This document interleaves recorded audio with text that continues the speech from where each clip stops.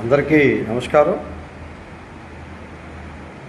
తెలంగాణ పంచాయతీ ఎన్నికలలో మొదటి విడత ఎన్నికలు 11వ తేదీన జరిగే ప్రక్రియలో మరొక రోజు మాత్రమే ఉన్నటువంటి ఈ గడువులో ప్రజలందరూ కూడా ఆ యొక్క ఓటు వినియోగంలో సద్వినియోగం చేసుకోవాలని చెప్పి మా గ్రామ స్వరాజ్య సాధనా సమితి ప్రజలందరినీ కోరుకుంటాం.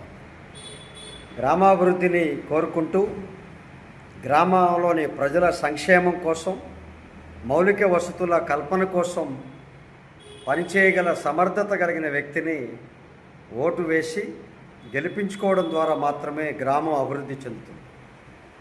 తాత్కాలికమైన ప్రలోభాలకు ఆ ఒక్కరోజు సౌకర్యం కోసం, సుఖం కోసం ఏదైనా ప్రలోభ పడితే 5 ఏళ్ళు మన గ్రామాన్ని మనం తాకట్టు పెట్టినట్టుగా, మన గ్రామాభివృద్ధిని విస్మరించినట్టుగా ఓటరు గమనించాలి. కాబట్టి ఏదైతే రాజ్యాంగం మనకి ఉచితంగా ఓటు హక్కుని, మనకి పరిపాలన కోసం మంచి వ్యక్తిని ఎన్నుకోమని ఇచ్చినటువంటి ఆ సదుపాయాన్ని, ఆ యొక్క అవకాశాన్ని సద్వినియోగం చేసుకోవాలని చెప్పి మేము కోరుకుంటా ఉన్నాం. ఏదైతే తెలంగాణ రాష్ట్రం ఉమ్మడి రాష్ట్రం నుంచి విడిపడి అభివృద్ధి కోసం ఏదైతే ఆ యొక్క నిర్ణయం తీసుకున్నారో, అలాగే గ్రామం కోసం ఆయా ప్రజలు ఉద్యమాలు చేయక్కర్లేదు, మంచి అభ్యర్థికి ఓటు వేయడం ద్వారా ఆ యొక్క గ్రామం యొక్క సౌకర్యాన్ని, గ్రామాభివృద్ధిని ఆశించినట్లుగా ఉంటుందని చెప్పి మేము కోరుకుంటా ఉన్నాం. ఏదైతే అభ్యర్థులు అనేక రకాలుగా ప్రలోభ పెడతారు, ఈ